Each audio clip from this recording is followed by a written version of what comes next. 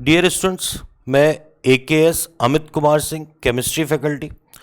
JEE mains, NEET, JEE advance अपन इसमें chemistry पढ़ेंगे।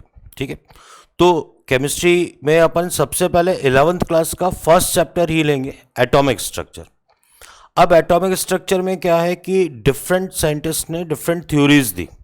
उसमें Dalton's atomic model, Thomson's model, ठीक है, उसके बाद रदरफोर्ड्स मॉडल, बोर्स मॉडल। तो क्या है, इसमें थ्योरेटिकल है। शुरू में क्या है, जो 3 थ्योरीज हैं वो थ्योरेटिकल है, तो अपन उसको बहुत आसान थ्योरेटिकल वे में और समझते हुए बिल्कुल आसान तरीके से पढ़ेंगे। देखते हैं अपन सबसे पहले जो डॉल्टन है उसने बताया एटम के बारे में। ठीक है, तो डॉल्टन ने क्या बताया वो अपन देखते हैं। अपन चैप्टर स्टार्ट कर रहे हैं एटॉमिक स्ट्रक्चर। ठीक है, तो ये चैप्टर नेम है एटॉमिक स्ट्रक्चर। एटॉमिक स्ट्रक्चर में सबसे पहले अपन जो थ्योरी स्टार्ट करेंगे बेटा, ये है डॉल्टन्स एटॉमिक मॉडल। ठीक है, तो डॉल्टन ने क्या बताया उस पॉइंट पे बात करते हैं। देखो, आप बहुत आसान तरीके से समझना। डॉल्टन ने, अभी मैं ये जितना भी लिखा हुआ है बिल्कुल एक एक पॉइंट आपको समझ में आ जाएगा, आप बस ध्यान से सुनते जाएं, देखते जाएं। भाई, डॉल्टन ने क्या बताया? डॉल्टन ने कहा कि ये एक मैटर है। इसने कहा कि भाई ये क्या है, इसको आप छोटे छोटे पीसेस में, अगर इसको छोटे छोटे पीसेस में आप कट करते जाओगे तो वो कहता है लास्ट में एक स्मॉलेस्ट पीस आएगा जो कि इनडिविजिबल होगा, जिसको आप फर्दर कट नहीं कर सकते, फर्दर ब्रेक नहीं कर सकते। तो वो जो स्मॉलेस्ट है पीस है, उसको उसने नाम क्या दे दिया? एटम नेम दे दिया। अपन इसको और आसान करते हैं। मैंने कहा ये एक एल्यूमिनियम की वायर है, इसमें केवल एल्यूमिनियम है। उसने कहा पहले आधा, फिर और टुकड़ा टुकड़ा। उसने कहा फाइनली एक स्मॉलेस्ट पीस आएगा जो कि इनडिविजिबल होगा, उसको उसने क्या बोल दिया? एटम। तो आप ध्यान दें, matter is made of indivisible, मतलब फर्दर ब्रेक नहीं कर सकते, उन एटम से मिलकर बना होता है। ठीक है, इनडिस्ट्रक्टिबल, मतलब जिसको अपन फर्दर तोड़ नहीं सकते। ठीक है, फिर उसने कहा कि अगर एलिमेंट सेम है, ठीक है भाई, अगर आपके पास ये है कॉपर है, इसका ये वाला एटम लेते हो आप, या इधर से कोई एटम लेते हो कॉपर का, तो वो कहता है कि इसमें कोई फर्क नहीं होगा, इनकी सारी प्रॉपर्टीज क्या होगी? एक जैसी होगी। तो कहता है कि सेम एलिमेंट में identical in their physical and chemical properties. तो बहुत आसान सी बात है कि भाई आपने कॉपर इस सोर्स से लिया, चाहे इस सोर्स से लिया, या ये कॉपर है, ये कॉपर है, सबकी प्रॉपर्टीज जो फिजिकल और केमिकल प्रॉपर्टीज होंगी वो बिल्कुल एक जैसी होंगी। फिर वो कहता है कि आपने एक कॉपर वायर लिया और एक बार क्या है, एल्यूमिनियम वायर ले लिया, तो जो एल्यूमिनियम का एटम आएगा, ठीक है, और जो कॉपर का एटम आएगा, वो कहता है जो डिफरेंट एटम्स होंगे उनकी फिजिकल एंड केमिकल प्रॉपर्टीज भी क्या होंगी? डिफरेंट। मतलब इसको आप पास्टुलेट्स मान के चलो कि भाई आप कहेंगे सर ये बात तो हमें भी पता है, नहीं ठीक है, पर इसने जो अपनी तरफ से बताया कि हाँ, डिफरेंट एलिमेंट का जो एटम होगा उसकी डिफरेंट प्रॉपर्टी होगी, और सेम एलिमेंट के जो एटम्स होंगे उनकी प्रॉपर्टीज क्या होंगी? सेम। और प्रॉपर्टीज का यहां मतलब है फिजिकल और केमिकल प्रॉपर्टीज दोनों की दोनों क्या होंगी? बिल्कुल सेम होंगी। ठीक है, तो ये वाला पॉइंट अपन ने बोल दिया इनडिविजिबल। फिर अपन ने कहा एक ही एलिमेंट होगा तो सेम प्रॉपर्टीज होंगी एटम की, लेकिन अगर दो या दो से ज़्यादा डिफरेंट एलिमेंट्स हैं तो उनकी प्रॉपर्टीज क्या होंगी? डिफरेंट होंगी। फिर इसने कहा एटम्स मिलकर क्या है? मॉलिक्यूल्स बनाते हैं। भाई जैसे कार्बन प्लस ऑक्सीजन के 2 एटम्स, ये मिलकर क्या बना लेंगे? CO2। तो इसने कहा कि हाँ, कोई भी कंपाउंड या मॉलिक्यूल बनेगा, जैसे NH3 बन रहा है, तो नाइट्रोजन का एक एटम और हाइड्रोजन के 3 एटम पार्टिसिपेट करेंगे। तो ये वाली बात इसने क्लियर कर दी। केमिकल रिएक्शन में ये कह रहा है कि जो एटम्स हैं उनका रीअरेंजमेंट हो जाता है। भाई जैसे N2 प्लस H2 है, उससे अमोनिया बन रहा है, तो नाइट्रोजन का एटम हाइड्रोजन के एटम से मिलकर क्या बना लेगा? अमोनिया बना लेगा।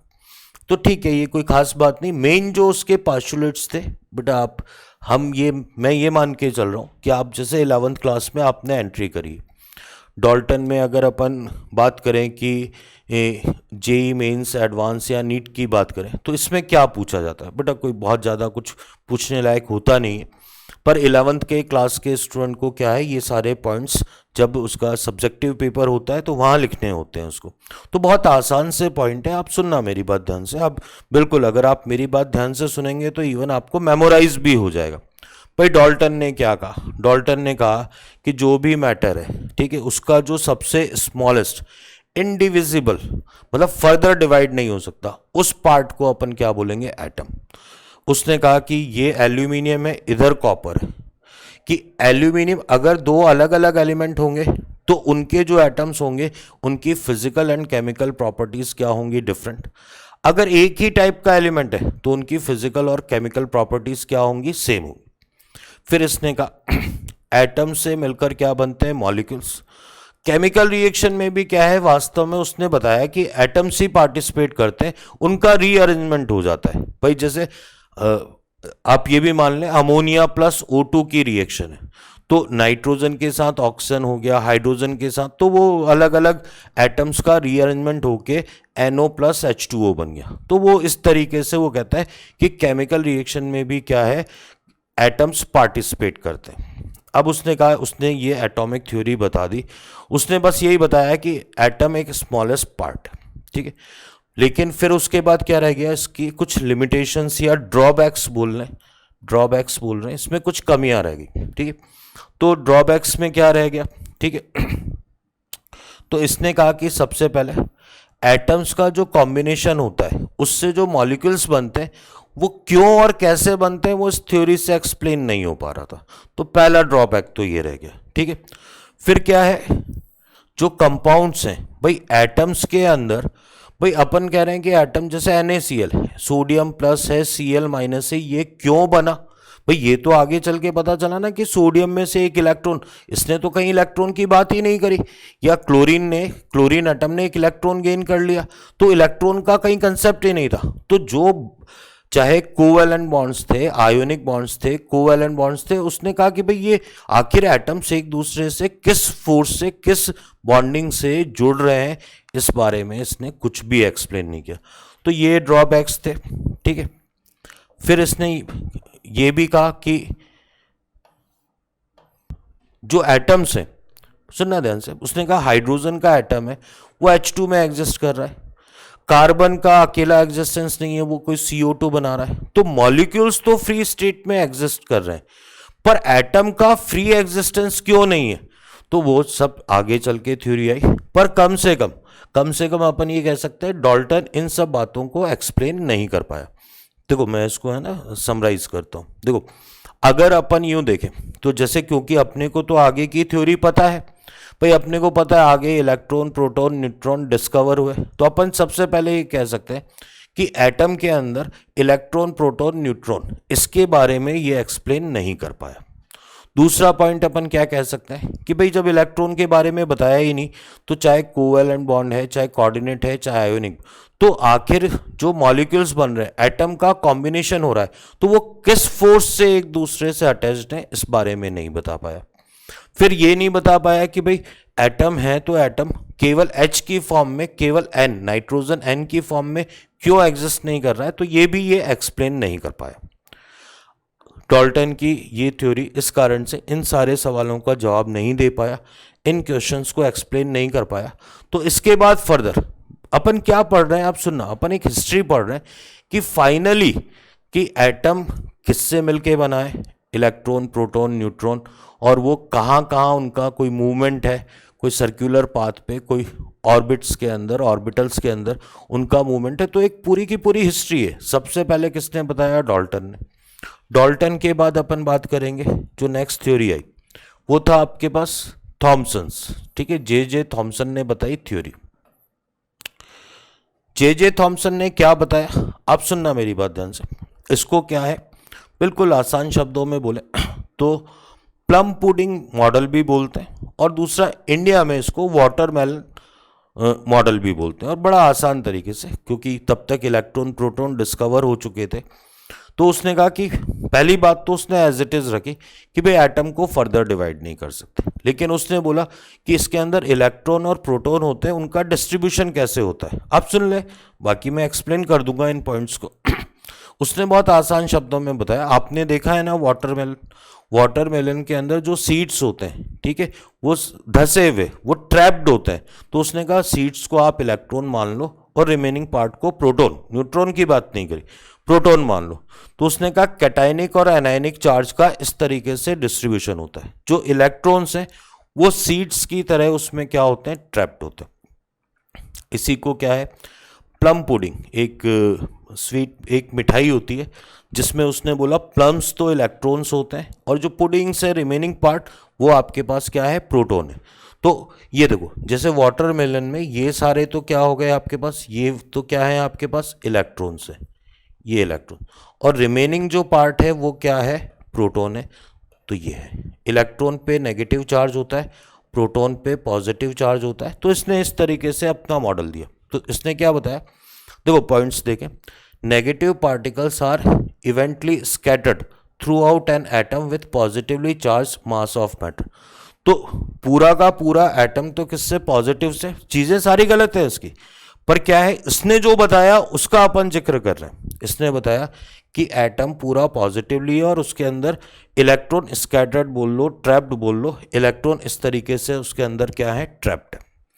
फिर उसने बताया ठीक है, चॉकलेट वाली कोई खास बात नहीं। तो ये बाद में अपने को पता चला कि ये इनकरेक्ट है। तो इसमें इनकरेक्ट है, इसमें क्या डिसएडवांटेज बोल लो या इसकी डीमेरिट्स क्या है उसकी बात करते हैं। तो देखो, सबसे बड़ा डिसएडवांटेज तो या डीमेरिट तो ये थी कि इसके कुछ सालों बाद ही रदरफोर्ड ने एक एक्सपेरिमेंट किया। वो एक्सपेरिमेंट था अल्फा पार्टिकल का स्कैटरिंग एक्सपेरिमेंट। अगर अपन इसको सही माने तो बिल्कुल भी उस जो अल्फा स्कैटर्ड, अभी पढ़ेंगे उसको, तो अल्फा पार्टिकल्स की जो स्कैटरिंग है उसको तो ये बिल्कुल भी एक्सप्लेन नहीं कर सकता। तो मेजर जो इसमें डिसएडवांटेज, डीमेरिट थी, वो ये थी, it did not have any experimental evidence in its support. मतलब इससे अपन ये प्रूव नहीं कर पा रहे थे, कोई ऐसा एक्सपेरिमेंट नहीं था कि जिससे अपन बता पाए कि हाँ इलेक्ट्रॉन और प्रोटॉन का ऐसा डिस्ट्रीब्यूशन था।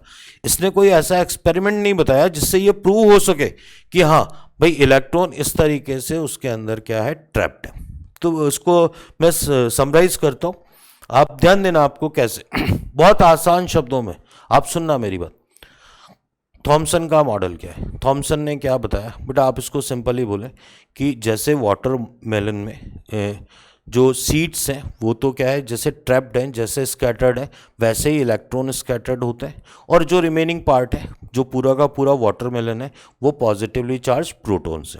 हाँ, ये जरूर बताया था इलेक्ट्रॉन प्रोटॉन सेम क्वांटिटी में होते हैं, इसलिए एटम क्या होता है, न्यूट्रल होता है। ठीक है, या प्लम पुडिंग मॉडल भी बोलते हैं। जो प्लम्स हैं वो इलेक्ट्रॉन्स हैं, रिमेनिंग पुडिंग क्या है आपके पास, प्रोटॉन्स हैं। ठीक है, अपन इसके डीमेरिट्स की बात करें तो सबसे बड़ा डीमेरिट, मतलब ये आप ऑब्जेक्टिव क्वेश्चन में पूछा भी जाता है, सबसे बड़ा डीमेरिट ये था कि ये रदरफोर्ड के अल्फा स्कैटरिंग एक्सपेरिमेंट को एक्सप्लेन नहीं कर सका। ठीक है, इसके बाद आते हैं थर्ड नंबर, जिसमें काफ़ी कुछ हद तक, ठीक है, वो सही डायरेक्शन में गया था कि हाँ प्रोटॉन में ऐसा कुछ होता है। तो अपन इसके बाद बात करते हैं रदरफोर्ड्स, ये देखो Rutherford gold foil experiment, alpha scattering experiment भी बोलते हैं, अल्फा पार्टिकल्स की स्कैटरिंग होती है। ठीक है, इसने कैसे एक्सप्लेन किया मैं आपको बताता हूँ। इसने कैसे एक्सप्लेन किया वो सारी बात अपन करते हैं। आप सुनना मेरी बात ध्यान से, पहले पूरा का पूरा जो एक्सपेरिमेंट था उसका सेटअप कैसे किया उसने। ठीक है, आप देखें यहाँ पर इसने क्या किया, एक अल्फा पार्टिकल, जो रेडियो एक्टिव एलिमेंट होते हैं उनसे क्या है अल्फा पार्टिकल निकलते हैं। इसने भाई जो एक्सपेरिमेंट है, इसने पोलोनियम लिया था, इसके अंदर पोलोनियम लिया, पोलोनियम से इजीली अल्फा पार्टिकल निकलते हैं। तो अल्फा पार्टिकल के लिए इसने एक ये स्लिट मान लो, इस तरीके से स्लिट, या अपन ये भी बोलते हैं कि ये एक लेड का बॉक्स होता है, लेड बॉक्स होता है। ठीक है, जिससे कि अल्फा पार्टिकल को अपन एक डायरेक्शन दे रहे हैं कि हाँ भैया इसी डायरेक्शन में अल्फा पार्टिकल निकल के इसी डायरेक्शन में जाए। अपन ने यहाँ क्या लिया, गोल्ड फॉयल ली, थिन गोल्ड फॉयल ली। ठीक है, ये रहा थिन मेटल फॉयल, जो कि इसने पर्टिकुलर क्या ली थी, गोल्ड फॉयल ली थी। ठीक है, अल्फा पार्टिकल की बॉम्बार्डिंग करी, फिर उसने देखा कि अल्फा पार्टिकल किस डायरेक्शन में जा रहे हैं, वो स्टडी करी। ये पूरा इसका एक्सपेरिमेंटल सेटअप था। अब सुनना मेरी बात ध्यान से। उसने देखा कि मैक्सिमम अल्फा पार्टिकल्स तो स्ट्रेट लाइन में, जो यहाँ से जा रहे हैं वो स्ट्रेट लाइन में, मतलब बिना कहीं रुके बिल्कुल सीधे सीधे जा रहे, बिल्कुल सीधे सीधे। तो उसने कुछ कंक्लूजन निकाला होगा इससे। कुछ पार्टिकल्स क्या हो गए, इस तरीके से डिफ्लेक्टेड हो गए, कुछ पार्टिकल्स डिफ्लेक्टेड हो गए, और बहुत कम पार्टिकल, अभी नंबर भी बताता हूं मैं आपको, कि वापस क्या है 180 डिग्री सेंटीग्रेड, 180 डिग्री पे वापस आ गए, रिटर्न बैक हो गए। तो इसने ये बताया, देखो 10,000 स्कैटर्ड, 10,000 90 डिग्री पे स्कैटर्ड हुए, और इवन 180, ठीक है, ये था 10,000 में से एक पार्टिकल तो 90 पे हो रहा है और एक पार्टिकल कितने पे हो रहा है, 180 पे। तो ये जो स्कैटरिंग थी, इससे इसने कुछ कंक्लूजन निकाला। पहले अपन बोलते हैं, वापस मैं रिपीट करता हूं, एक्सपेरिमेंट क्या था बेटा। इसने अल्फा पार्टिकल की बॉम्बार्डिंग का एक सोर्स लिया, रेडियो एक्टिव एलिमेंट लिया पोलोनियम, लेड बॉक्स में रखा, जिससे कि क्या हो कि वो एक पर्टिकुलर डायरेक्शन में जा सके। ये इसने गोल्ड फॉयल ली, गोल्ड फॉयल पे टकरा के वो पार्टिकल कहाँ जा रहे हैं ये स्टडी किया इसने, ठीक है। एक सिंटिलेशन, मतलब मैं वर्ड्स टिपिकल से वर्ड बोल के आपको परेशान नहीं करना चाहता भाई, इसमें काउंटिंग हो जाती है कि भाई कितने यहाँ गए, कितने यहाँ गए, कितने यहाँ गए, तो अपने को परेशान नहीं होना है उल्टे सीधे वर्ड से, सिंटिलेशन या कुछ ऐसे वर्ड से, तो अपन उस पर नहीं जाएंगे, बहुत ज़्यादा बुकिश लैंग्वेज पे नहीं जाएंगे। तो आप देखो बिल्कुल आसान शब्दों में समझो, अल्फा पार्टिकल्स यहाँ से गोल्ड फॉयल से टकराए, फिर हुआ क्या, मैक्सिमम पार्टिकल स्ट्रेट पाथ पे जा रहे, कुछ पार्टिकल्स डिफ्लेक्ट हो गए, कुछ 90 पे डिफ्लेक्ट हो गए, कुछ 180 पे। जो 180 पे डिफ्लेक्शन था वो 10,000 में से एक पार्टिकल का था, ठीक है। आप कहेंगे सर 90, हाँ वो भी 10,000 में एक पार्टिकल का, तो बहुत कम पार्टिकल 90 पे या 180 पे डिफ्लेक्ट हो रहे थे। उससे क्या कंक्लूजन निकलेगा उसकी भी बात करते हैं अपन। तो अब आप देखें नेक्स्ट स्लाइड में, बेटा ये था, इसने कहा कि जो मैक्सिमम पार्टिकल्स है, बेटा आप सुना, मैक्सिमम तो क्या हो रहा है, स्ट्रेट पाथ पे निकल रहे हैं, मैक्सिमम स्ट्रेट पे, ठीक है। कुछ पार्टिकल्स का इस तरीके से क्या हो रहा है, डिफ्लेक्शन हो रहा है, कुछ पार्टिकल्स इस तरीके से डिफ्लेक्ट हो रहे हैं, और बहुत रेयरली कुछ पार्टिकल्स ऐसे 10,000 में से एक पार्टिकल इस तरीके से वापस आ रहा है। अब आप सुनना बेटा, देखो अल्फा पार्टिकल को अपन लिखते हैं ऐसा 2α4, ठीक है, ऐसा लिखते हैं। अल्फा पार्टिकल पे जो चार्ज होता है, अल्फा पार्टिकल पे +2 चार्ज होता है। अल्फा पार्टिकल कैसे हैं, पॉजिटिवली चार्ज्ड है। अब आप सुनना मेरी बात, उसने कंक्लूड क्या निकाला, इसका मतलब एक बड़ा ही डेंस पॉजिटिवली चार्ज्ड, आपके पास कुछ नाम बाद में देंगे, कुछ पार्ट होगा, तभी तो क्या है, पॉजिटिव और पॉजिटिव के बीच में रिपल्शन हुआ, और ये जो अल्फा पार्टिकल है ये रिटर्न बैक हो गया। उसने कहा इसका मतलब हाईली कंसंट्रेटेड, अभी भी सारे पॉइंट्स बताता हूँ, हाईली कंसंट्रेट एक सेंटर पे कोई ऐसा पार्ट है जो कि पॉजिटिवली चार्ज्ड है और कंसंट्रेटेड है, तभी इतना रिपल्शन फोर्स लगा कि चाहे एक ही पार्टिकल था 10,000 में से, लेकिन वो रिटर्न बैक हो गया, ठीक है। तो एक तो ये कंक्लूजन निकला। दूसरा उसने कहा मैक्सिमम पार्टिकल स्ट्रेट निकल रहे हैं, इसका मतलब एटम का मैक्सिमम पार्ट क्या है, खाली है, एम्प्टी है, ठीक है। तो अब अपन देखते हैं कि उसने क्या कंक्लूजन्स निकाले। बेटा आप देखो कंक्लूजन्स, आप सुनना मेरी बात ध्यान से, कंक्लूजन क्या थे। The whole of positive charge of atom must be concentrate in very small space. भाई उसने कहा कि इसका मतलब जो पॉजिटिव चार्ज है वो हर तरफ, भाई होता क्या, स्ट्रेट नहीं निकलते, अगर कुछ यूं निकलते कुछ यूं निकलते तो पॉजिटिव चार्ज डिस्ट्रीब्यूटेड होता, पर उसने कहा कि भैया ये तो इस तरीके से या इस तरीके से, मतलब ये बहुत कंसंट्रेट है, ये पॉजिटिव चार्ज हर तरफ डिस्ट्रीब्यूटेड नहीं है, इसका मीनिंग ये है। दूसरा का एटम इज मोस्टली होलो, बेटा ये बहुत आसान तरीके से समझा सकता है। वो कह रहा है क्योंकि मैक्सिमम पार्टिकल तो क्या हो रहा है, सीधे ही निकल जा रहे हैं, कोई इफेक्ट ही नहीं आ रहा, इसका मतलब वो कह रहा है कि मैक्सिमम पार्ट तो क्या पड़ा है, होलो है, एम्प्टी है।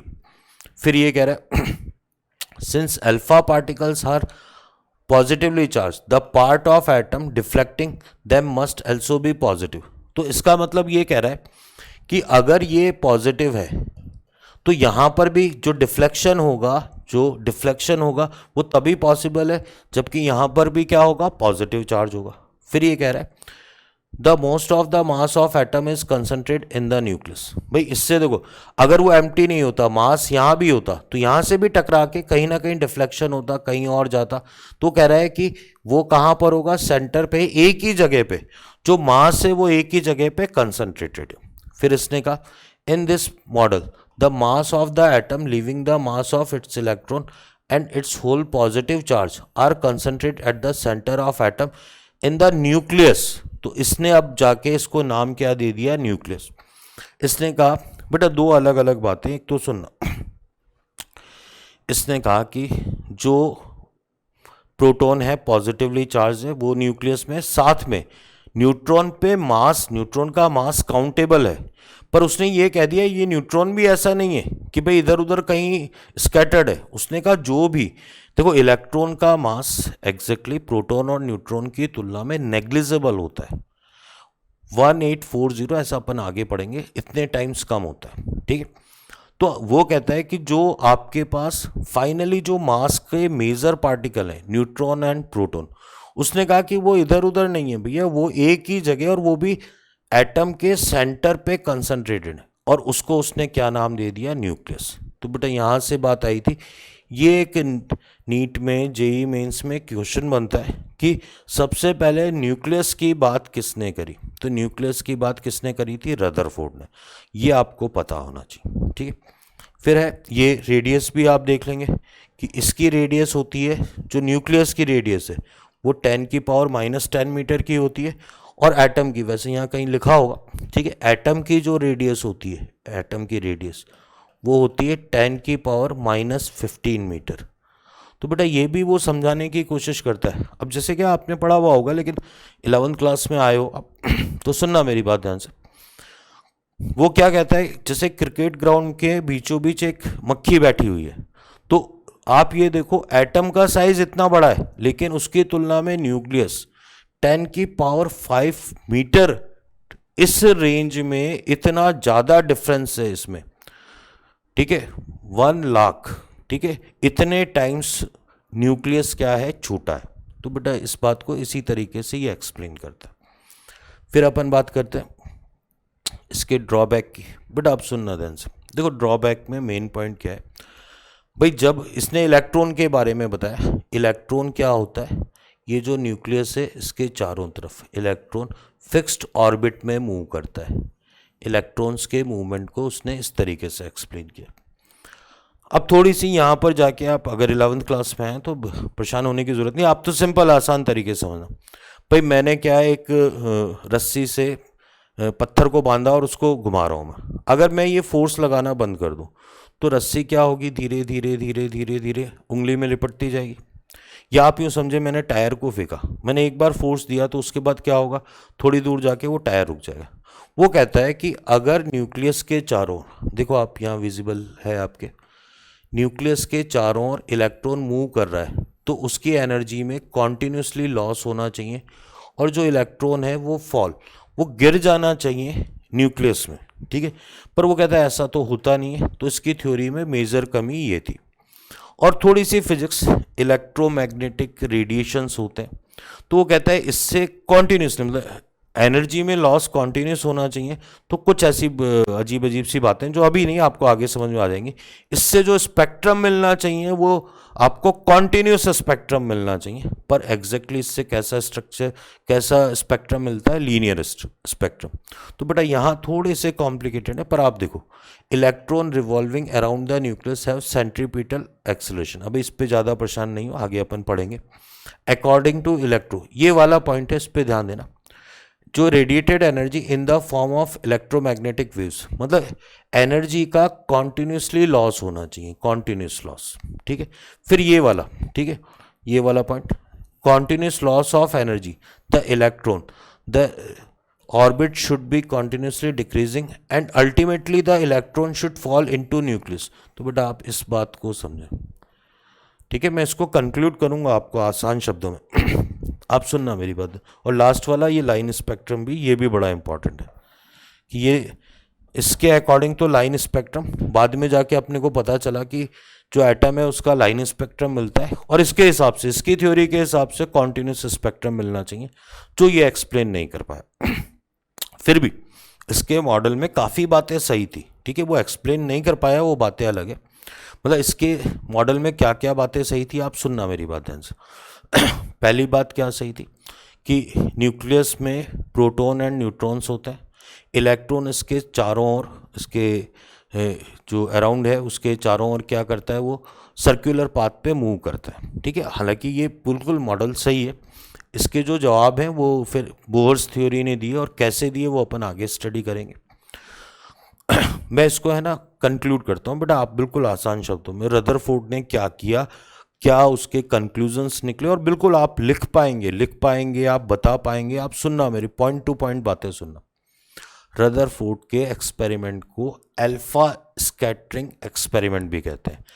क्यों बोलते हैं? क्योंकि अल्फा पार्टिकल की बॉम्बार्डिंग करी थी जो स्कैटर्ड हो गए थे, ठीक है। उसने क्या किया, एक लेड बॉक्स लिया, पोलोनियम लिया, वहाँ से अल्फा पार्टिकल निकलने दिए।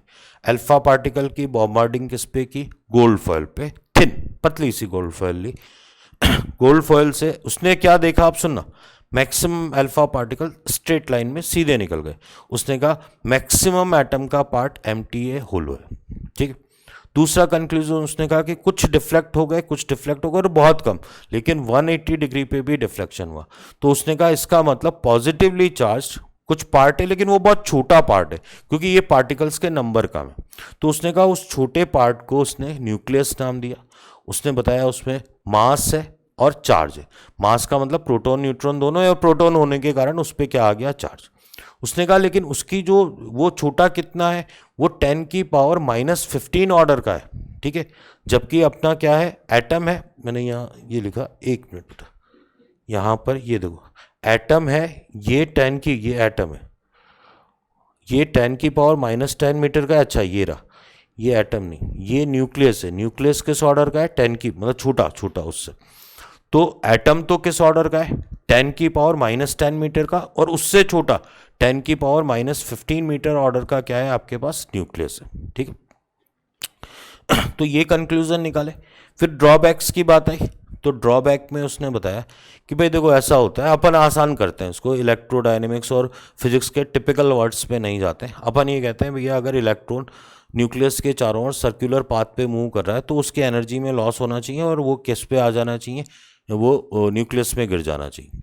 ऐसा होता नहीं। दूसरा उसने कहा इलेक्ट्रॉन की एनर्जी का जो लॉस होगा इस थ्योरी के अकॉर्डिंग, वो कैसा होगा? Continuous loss. तो जो स्पेक्ट्रम मिलना चाहिए वो भी कॉन्टिन्यूस, एटम का स्पेक्ट्रम कॉन्टिन्यूस मिलना चाहिए, पर एटम का स्पेक्ट्रम एग्जैक्टली कैसे मिला? लीनियर मिला, जिसको ये एक्सप्लेन नहीं कर पाया। तो इसके बाद वाले लेक्चर में अपन बोर्स एटॉमिक मॉडल पढ़ेंगे। उसमें काफ़ी चीज़ें हैं समझने की, उसमें डेरिवेशंस भी हैं, उसमें मैथमेटिकल फॉर्मूले भी हैं। तो उसके बाद अपन इसको कॉन्टिन्यूस करेंगे। ओके, आज इतना ही स्टडी करें, ठीक है, चलो।